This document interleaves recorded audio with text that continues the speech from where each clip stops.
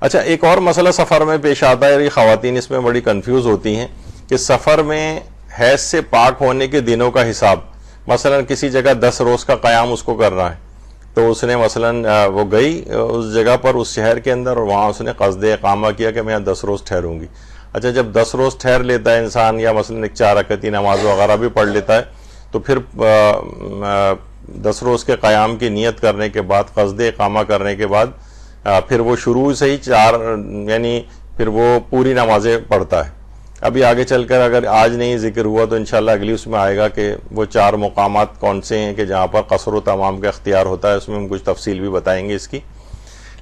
تو خواتین عام طور پہ یہ سوچتی ہیں کہ مثلا حالت نجاست میں وہ تھیں، 2-3 روز گزر گئے تھے، جب وہاں گئے تو 3-4 روز وہاں پر گزرے، تو پاک ہونے کے بعد سے جب وہ نماز پڑھنا شروع کرے گی تب سے قصد اقامہ اس کا ہوگا اور پھر وہاں سے 10 دنوں کی کیلکولیشن شروع ہوگی، جبکہ ایسا بالکل بھی نہیں ہے۔ اس کو یہ سمجھنا چاہیے کہ جس وقت وہ وہاں پر پہنچے، چاہے وہ حالت نجاست کے اندر ہو، تب بھی جس دن وہ نجاست کی حالت ہی میں قصد اقامہ کر سکتی ہے، یعنی کہ میں یہاں پر 10 روز ٹھہروں گی اور 10 روز کی کاؤنٹنگ اس کی اسی وقت سے شروع ہو جائے گی۔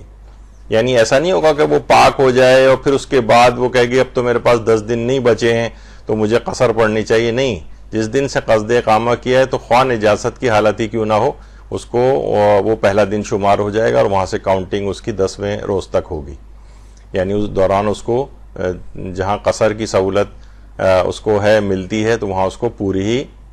نماز پڑھنا پڑے گی، یعنی 4 رکعتی نماز پڑھنا پڑے گی۔ تو یہ ایک مسئلہ آتا ہے اس میں۔ اسی طریقے سے ایک مسئلہ اور آتا ہے اور وہ ہے حائض کا دعائے کمیل اور دعائے ندبہ پڑھنا، کیونکہ جب وہاں جاتے ہیں تو وہاں پر یہ سب دعائیں بھی ہو رہی ہوتی ہیں، تو بالکل اس کی تمام مراجع کے نزدیک اجازت ہے کہ دعائے کمیل بھی پڑھ سکتی ہے، دعائے ندبہ بھی پڑھ سکتی ہے۔ البتہ دعائے کمیل میں بھی ایک آیت ایسی آتی ہے جو اس سورہ کے اندر ہے جس میں آیت سجدہ آتی ہیں، اور دعائے ندبہ جو پڑھی جاتی ہے پوری دعا کے اندر ایک آیت ایسی آتی ہے کہ جو اس سورہ میں ہے کہ جس میں آیت سجدہ آتی ہیں۔ خود یہ آیت سجدہ نہیں، لیکن ان سوروں کے اندر ہے کہ جس میں آیت سجدہ آتی۔ اب یہاں پر ایک مسئلہ تمام علماء یہ فرماتے ہیں، ویسے آیت اللہ سیستانی، رہبر معظم آیت اللہ خامنئی، آیت اللہ خوئی یہ فرماتے ہیں کہ پوری دعائے کمیل اس آیت کے ساتھ بھی پڑھ سکتے ہیں کہ جس میں اس سورے کی آیت آتی ہے جس میں آیت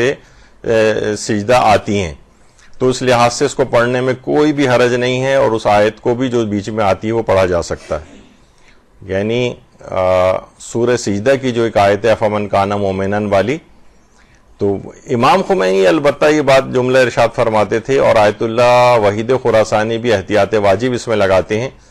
کہ دعائے کمیل پوری پڑھتی ہوئی جائے، لیکن جب یہ والی آیت آئے سورہ سجدہ کی تو وہاں پر وہ اس آیت کو نہ پڑھے۔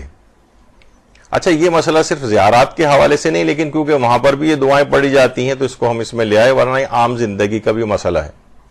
یعنی یہاں بھی اگر کوئی عورت حالت نجاست میں دعائے کمیل پڑھے تو افمن کان مومنا والی، تو آیت اللہ اگر امام خمینی کی تقلید میں ہے، آیت اللہ وحید خراسانی کی تقلید میں، تو فرماتے ہیں احتیاط واجب کی بنا پر اس آیت کو اسکپ کر دے گی اور اس کو نہیں پڑھے گی، ورنہ گناہگار ہو جائے گی اگر اس نے پڑھا۔ اسی طریقے سے مثلا اگر وہ دعائے ندبہ پڑھ رہی ہے تو فکانہ قاب قوسین او ادنیٰ والی جو آیت ہے وہ اس کو نہ پڑھے، اس کو چھوڑ دے۔ وہ